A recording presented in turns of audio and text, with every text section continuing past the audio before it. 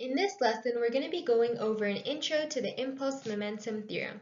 If you're taking Physics 30, this is probably going to be one of the first things that you cover, and in terms of content, it's very similar to Physics 20 in that it's quite calculation heavy. This unit is a pretty fun one in my opinion, and one that I definitely think you can do well in. So let's get started. We're going to be covering the definitions of impulse and momentum, the impulse-momentum theorem and its links to Newton's second law, applications and theory, and finally, examples. So first off, what is momentum? Momentum is denoted by the symbol p, and it's equal to the product of an object's mass and its velocity. So there's our formula right there, p equals mv, with our vector arrow since momentum is a vector quantity, so direction does matter. So momentum is the quantity of motion of an object. If an object is in motion, it will have a momentum. So to the right is a man who's running, and he has a momentum because he has a mass and he has a velocity. So now let's go over some examples.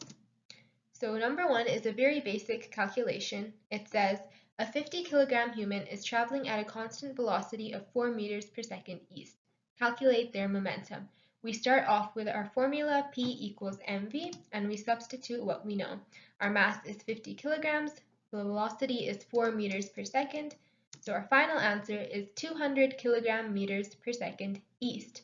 And remember, we have to include the direction since momentum is a vector quantity. Number two, what is the momentum of a 1,000-pound sumo wrestler who is stationary? So the answer for this one is a bit of a trick.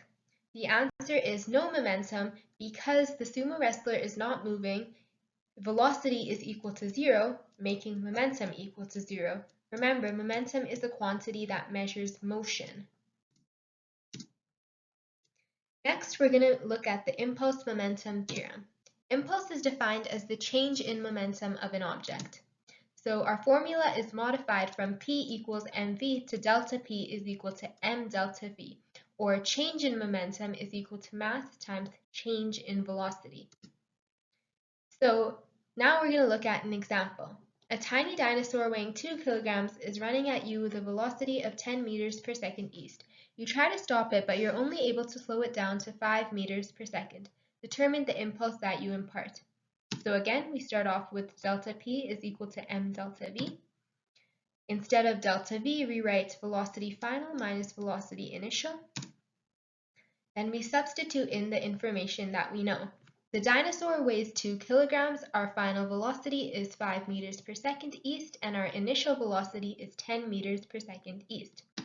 This gives us an answer of negative 10 kilogram meters per second. So we write 10 kilogram meters per second west. So how does this all link to Newton's second law? So impulse changes the velocity of an object, meaning acceleration occurs.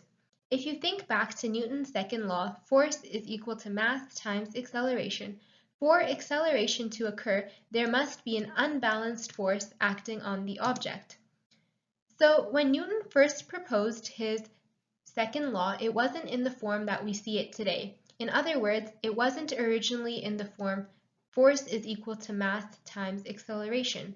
When he originally proposed this equation, it was in the form force is equal to change in momentum over change in time, or delta P over delta T.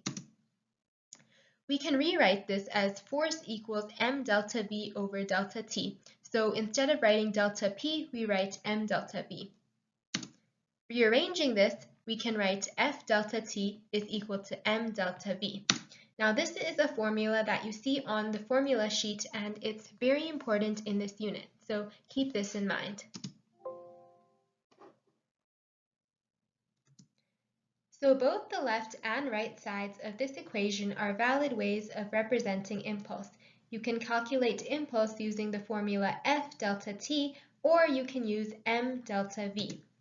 From this equation, we can derive Newton's second law in its traditional form, or the one that you're most used to hearing. So we write force is equal to m delta v over delta t. Delta V over delta T is equal to acceleration, so force is just equal to mass times acceleration. Example time. So you apply a force of 100 newtons over 10 seconds to a baby elephant weighing 40 kilograms. What impulse does it experience? So in this case, for impulse, we use the formula F delta T since we're given a force in the question. Substituting in what we know, we replace force with 100 newtons and delta T with 10 seconds. This gives us an answer of 1,000 newton seconds, which is also equivalent to 1,000 kilogram meters per second. And I'm going to just show you why really quickly. So a newton is equal to 1 kilogram meter per second squared, which means a newton second is equal to 1 kilogram meter per second squared times second. The seconds cancel out to give us a newton second equals 1 kilogram meter per second. On to our second example. A 2 kilogram ball speeds up from 10 meters per second to 40 meters per second. What impulse does it experience?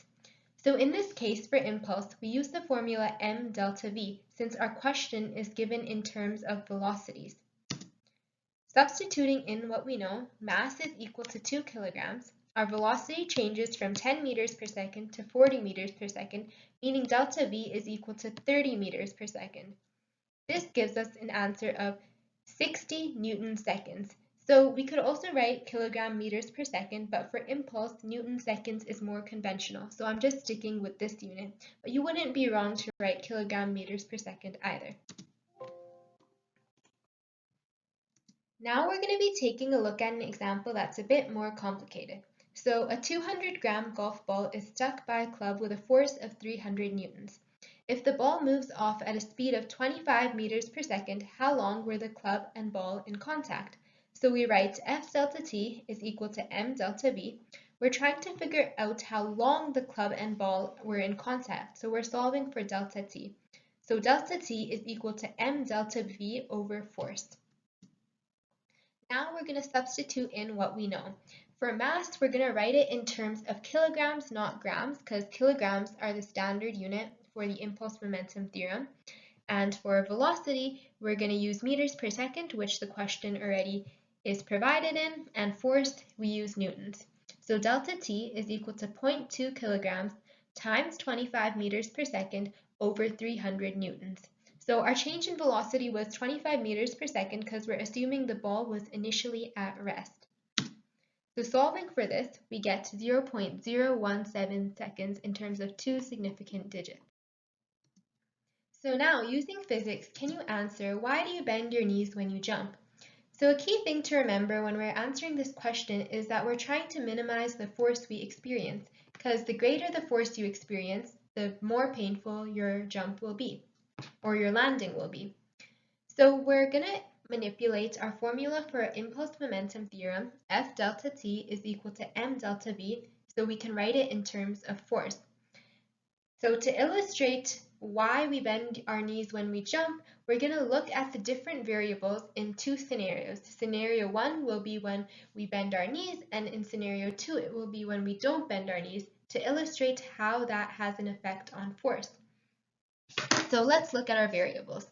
Our mass stays the same regardless of if we're bending our knees when we jump or if we're not bending our knees when we jump.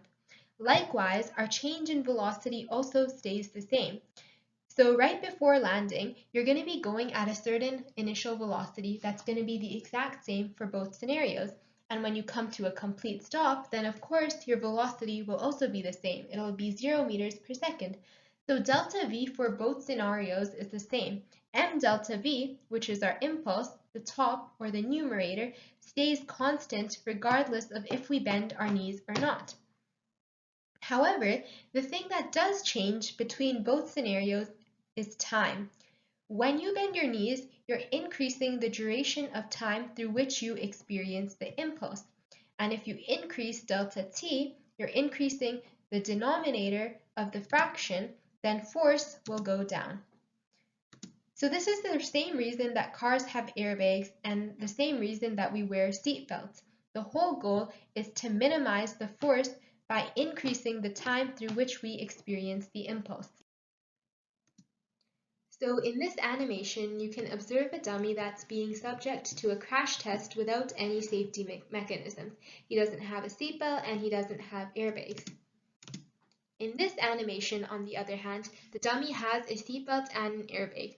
So as you can probably notice, in this scenario, the dummy experiences a significantly decreased amount of force due to the seatbelt and airbag, which increase the time through which he experiences the impulse that comes as a result of the crash.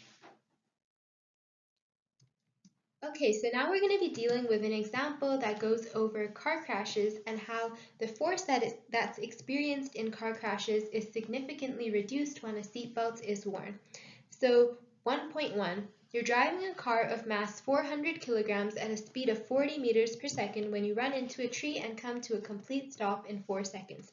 Unfortunately, you're not wearing a seatbelt. Determine the force that you experience. And then for 1.2, your friend is smarter and has his seatbelt on. He comes to a stop in 20 seconds. Compare the force that the two of you experience. So we start off with F equals m delta V over delta T.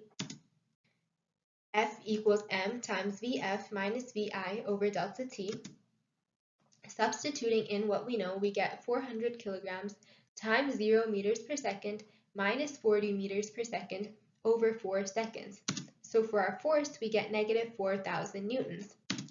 Comparing this to our friend, we substitute in 400 kilograms for mass, which is the exact same, Vf minus Vi, which is also the exact same, 0 meters per second minus 40 meters per second. The thing that differs is time. Your friend comes to a complete stop in 20 seconds rather than 4 seconds, and this makes the force that he experiences negative 800 newtons, so 5 times less than the force that you experience. So that brings us to the end of this lesson. Thanks for watching and subscribe for more Physics 30 content.